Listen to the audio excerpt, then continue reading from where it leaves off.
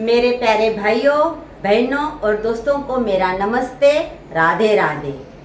मैं आज आपको ऐसे कलाकार से मिला रही हूँ जो फिल्म इंडस्ट्री से जुड़े हुए हैं और दिलीप साहब के रिश्ते में है। इन्होंने कई हिंदी मूवीज़ में काम किया है और टीवी सीरियल में काम कर रहे हैं।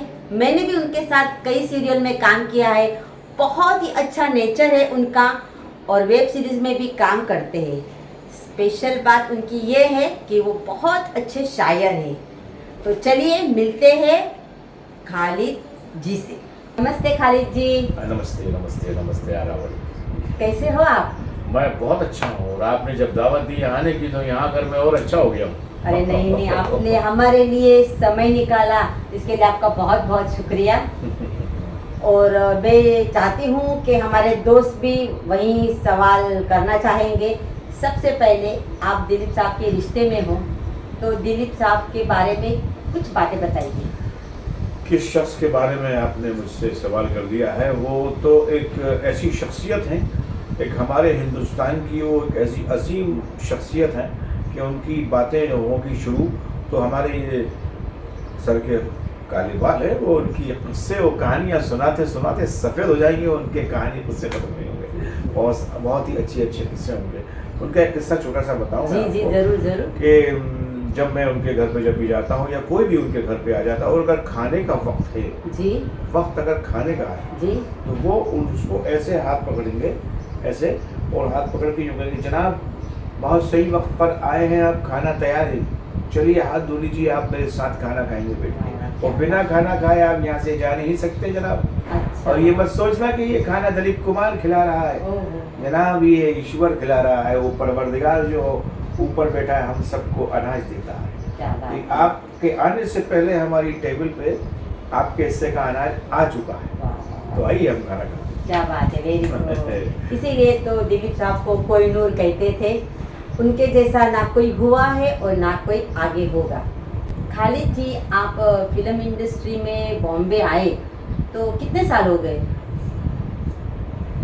मुझे कुछ 35 साल का वक्त इस शहर में हो गया। वही जवानी में आया था। अच्छा। और अब तो देख रही हैं आपके सामने। नहीं, आपने बहुत स्ट्रगल किया है और मैंने जब से आपको देखा है तो सीरियल में, इंडस्ट्री में इतने बिजी रहते हैं आप।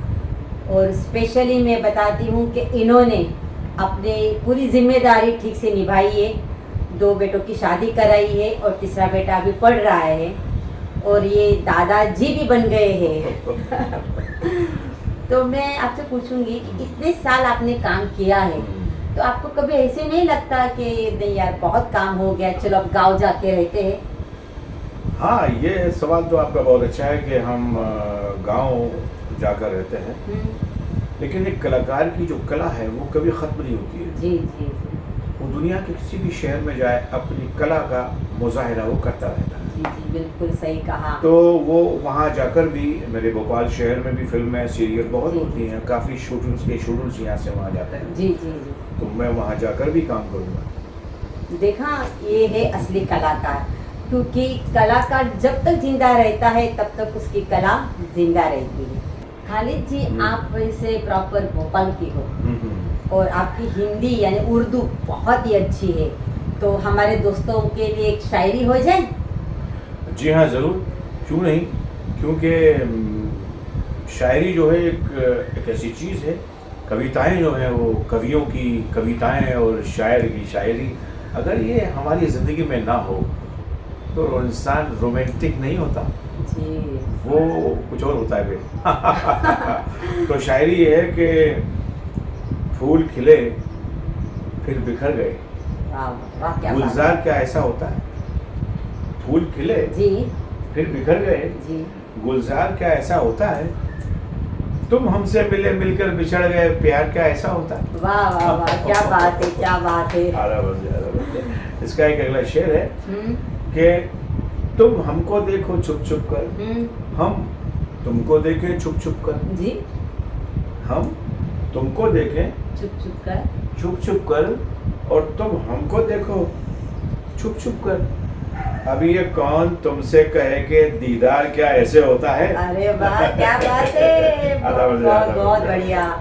और एक आज के हालात के ऊपर बड़ा प्यारा शेर है जी कि इसको समझने की चीज़ है जी और लोग इसको समझें जो मैं कहना चाह रहा हूँ।